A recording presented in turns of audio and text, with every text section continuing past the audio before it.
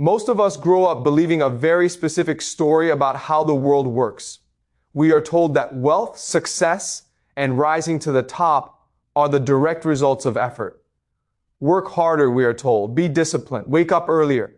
If you just grind enough, the rewards will follow. But history and data tell us a different story. If hard work were the primary driver of wealth, the world would look radically different. Nurses who work grueling hours on their feet would be richer than asset managers. Teachers who shape the future of society would be wealthier than speculators. Construction workers would have more financial freedom than landlords. But that is not the world we live in. So the uncomfortable question arises, if it's not hard work, what is it? What actually separates the people who accumulate generational wealth from everyone else? The answer isn't a secret code. It isn't raw intelligence. It isn't even motivation. It comes down to a small number of quiet decisions, choices made early, often unconsciously, that determine the trajectory of a life long before effort even enters the equation. Today, we are going to unpack those three decisions. Decision 1, the nature of the game. The first decision is fundamental. What kind of game do you think you are playing? Most people are raised with the belief that society is fundamentally fair.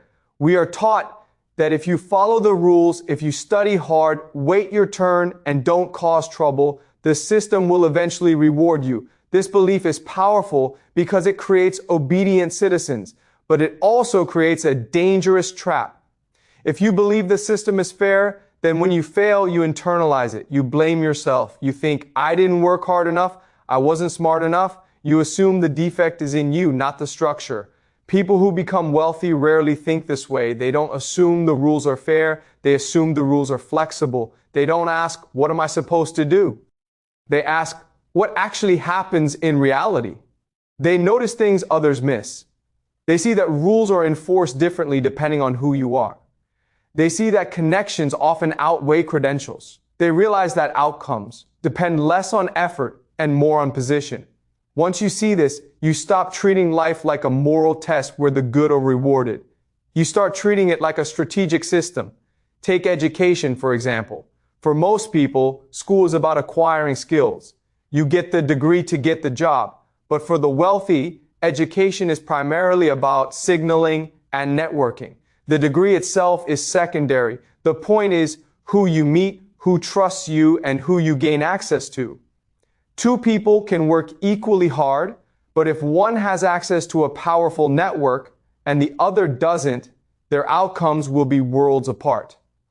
That has nothing to do with intelligence. It has everything to do with understanding the game.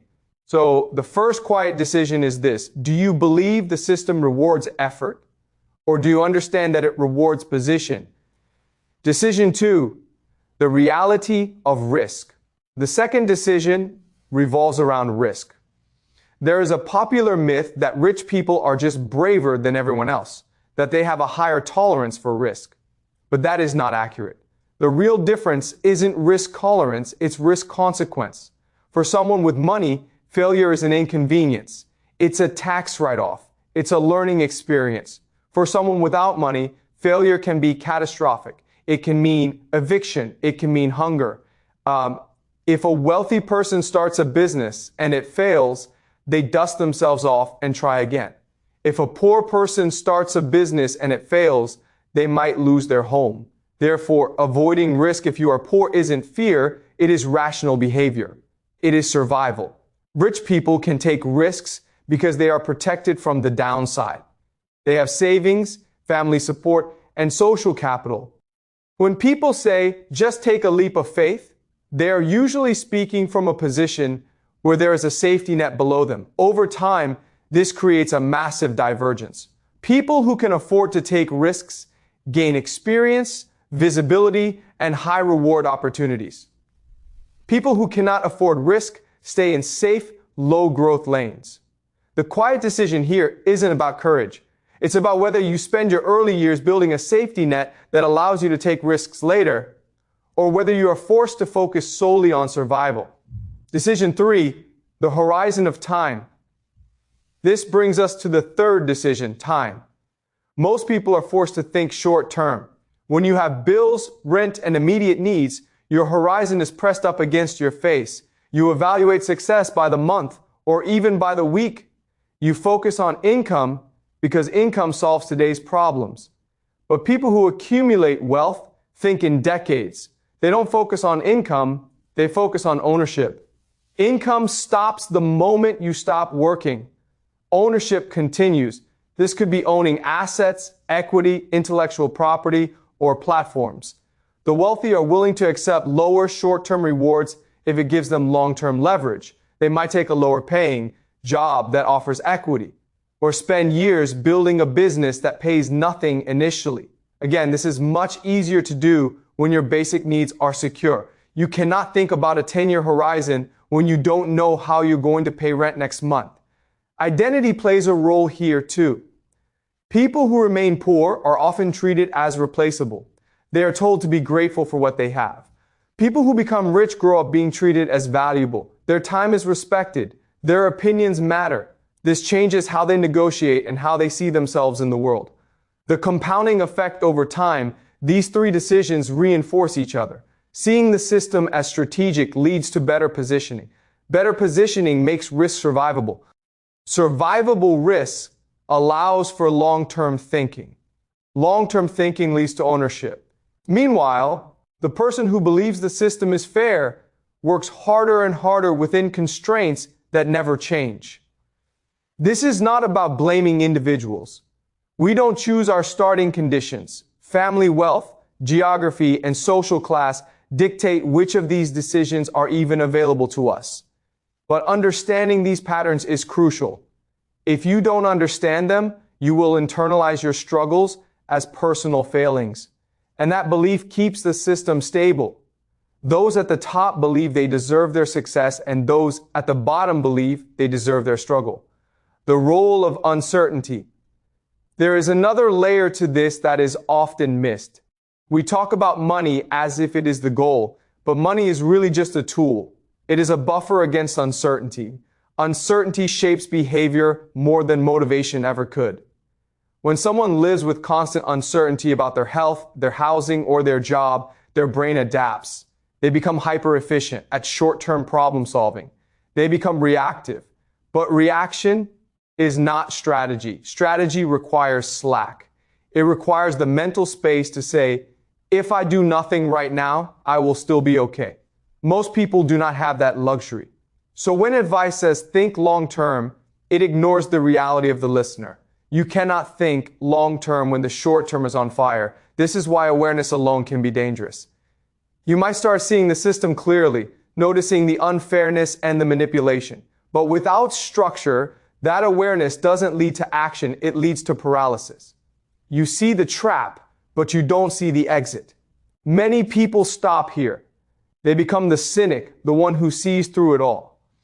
Psychologically, that feels like progress. Structurally, nothing has changed. Moving from awareness to position, people who move beyond this stage convert their understanding into position. They learn where decisions are actually made.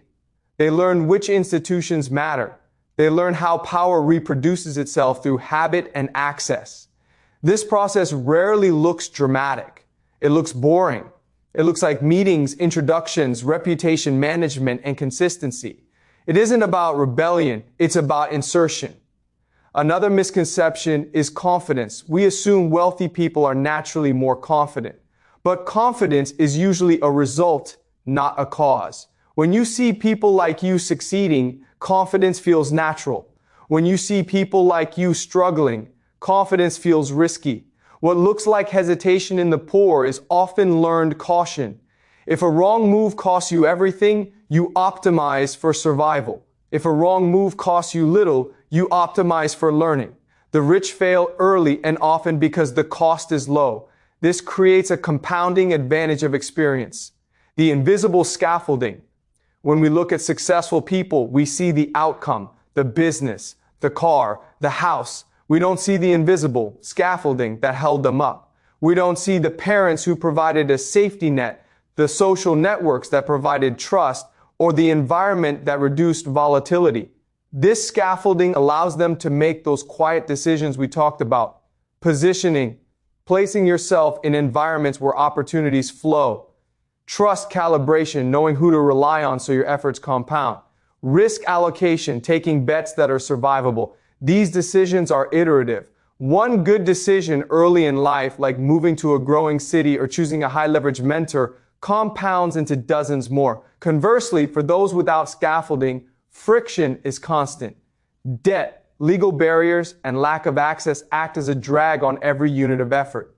Conclusion, the real separation. So, why do some people get rich while others don't? The honest answer is uncomfortable. It suggests that outcomes are not primarily moral, they are mechanical. They are the result of early positioning, protected risk, and extended time horizons. Once those factors are set, effort mostly determines how exhausted you become, not how far you go, but there is agency here. While we cannot control our starting line, we can control how we navigate. If you want to change your trajectory, you have to stop playing the game of fairness and start playing the game of strategy. Be selective about the environments you enter. Proximity matters. Build a safety net, however small, to allow for calculated risk. Shift your focus from income to ownership, even in small ways. Success is rarely a lightning strike of genius. It is the accumulation of quiet, boring, consistent decisions that align you with the way the world actually works rather than how we wish it did.